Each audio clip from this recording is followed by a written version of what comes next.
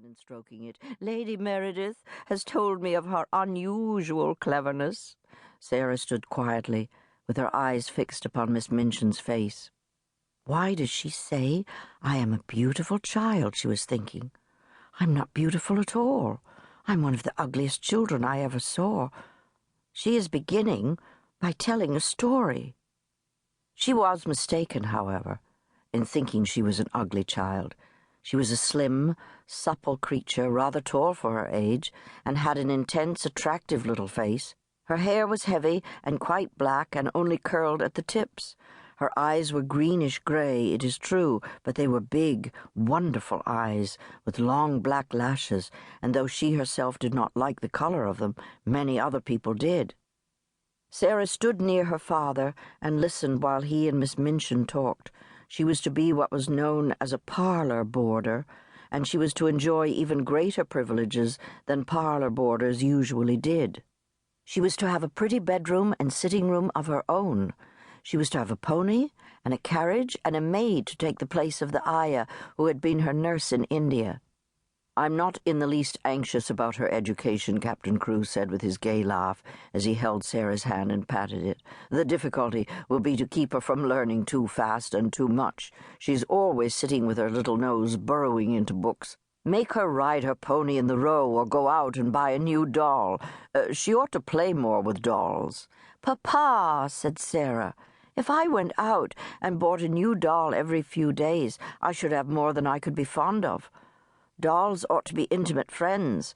Emily is going to be my intimate friend." Miss Minchin looked at Captain Crew. "Who is Emily?" "Well, tell her, Sara," Captain Crew said, smiling. "She is a doll Papa is going to buy for me. We are going out together to find her. I've called her Emily. She is going to be my friend when Papa is gone. I want her to talk to about him." Miss Minchin's large, fishy smile became very flattering indeed. "What an original child! What a darling little creature!" Sara stayed with her father at his hotel until he sailed away to India. They went out and visited many big shops together and bought a great many things, and they went to a number of toy shops and looked at dolls. After a number of disappointments, they decided to walk and look in at the shop windows and let the cab follow them. They had passed 2 or 3 places without even going in, when, as they were approaching a shop, which was really not a very large one, Sara suddenly started and clutched her father's arm. "Oh, Papa, there is Emily! She is actually waiting for us," she said. "Let us go in to her." She was a large doll, but not too large to carry about easily.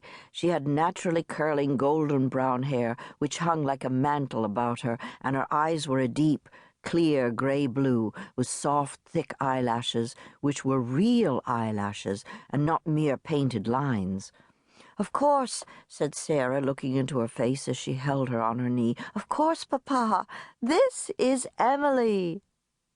So Emily was bought and taken to a children's outfitter's shop and measured for a wardrobe as grand as Sara's own. She had lace frocks and velvet and muslin ones and hats and coats and beautiful lace-trimmed underclothes and gloves and handkerchiefs and furs. The next day Captain Crew took her to Miss Minchin's and left her there. He was to sail the next morning. He explained to Miss Minchin that his solicitors, Messrs. Barrow and Skipworth, had charge of his affairs in England and would give her any advice she wanted, and that they would pay the bills she sent in for Sara's expenses. Then he went with Sara into her little sitting room, and they bade each other goodbye. Sara sat on his knee and held the lapels of his coat in her small hands and looked long and hard at his face. "Are you learning me by heart, little Sara?"